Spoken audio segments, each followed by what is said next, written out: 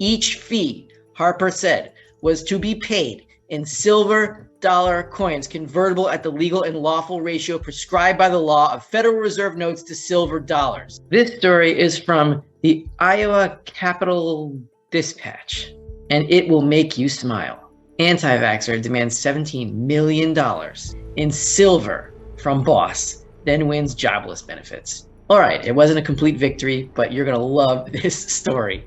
An Iowa hospital employee fired after refusing a COVID-19 and demanding her employer pay her $17.2 million in silver dollar coins, in part for its face mask requirement, has been awarded unemployment benefit. State records indicate Lori D. Harper worked as a systems analyst for Mercy Medical Center from July 2015 until she was fired in October 2021.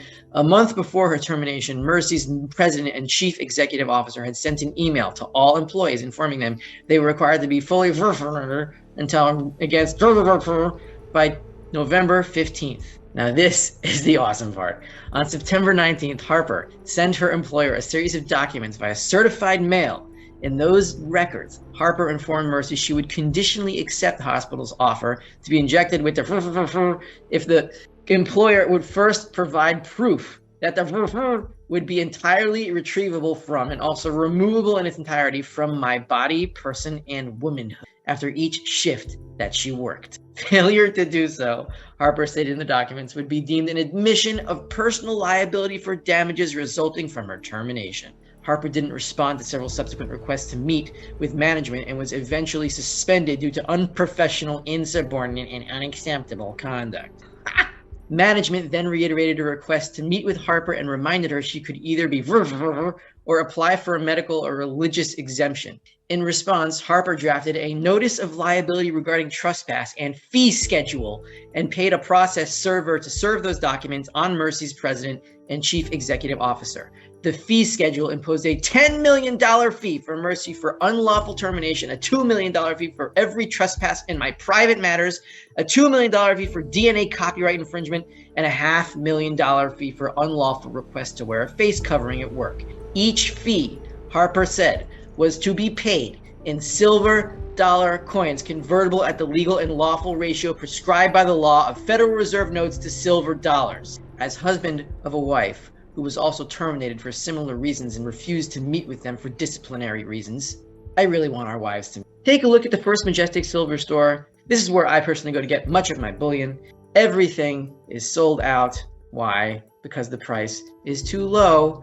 And what is happening with premiums? Check this out. This is Silver Eagle premiums. I'm showing you this because we are at a new post-2008 record. 40.38% premium for Silver Eagles. These are elevated because the U.S. government is in charge of minting them and they are incompetent in trying to squeeze the supply for some reason I don't understand. But the more important premium, I believe, is the 90% junk silver premiums, which just jumped from about 17.3% to 18.09% premium, a new post-silver squeeze record. Silver squeeze was over here, February 2021, and it's been going up ever since, and we just passed the December 2021 peak of at 18%. We are at 18.09.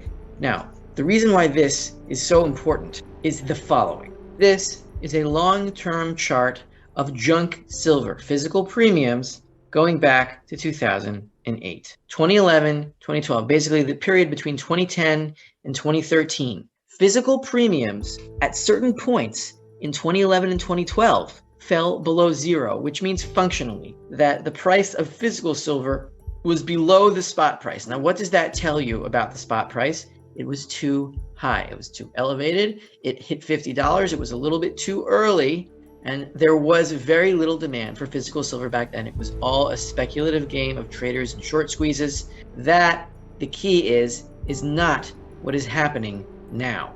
What is happening now is very different. The price is rising again, price especially since 2019, and we are still in this range that looks about to be broken out of. But premiums this time are elevated. Yes, there are spikes here, but these spikes in premiums generally happen when silver collapses as it did in 2020. And so the price of physical stays stable as physical demand stays stable when silver collapsed on the COMEX. Here in 2016 at the low, there was also elevated premiums, and here during the silver crash of 2013.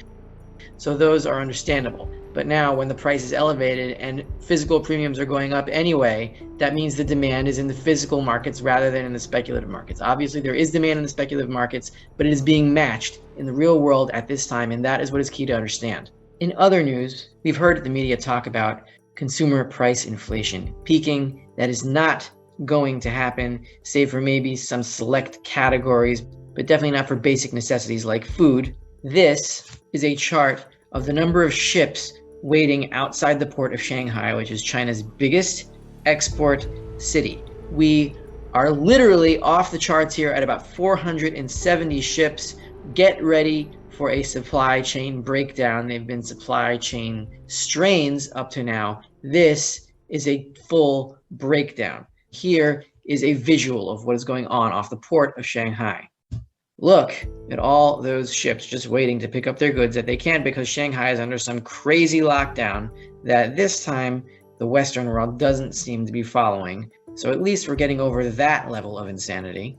But expect consumer prices to keep rising. That is the point. As for the technicals, there was a bit of a sell-off over the last 2 days. It is not a big deal. We did not even touch the 50-day moving average. We tested it. That is all that is happening. There is room to test the 200. Do I think it's going to happen? No, but if it does, it shouldn't be a big deal.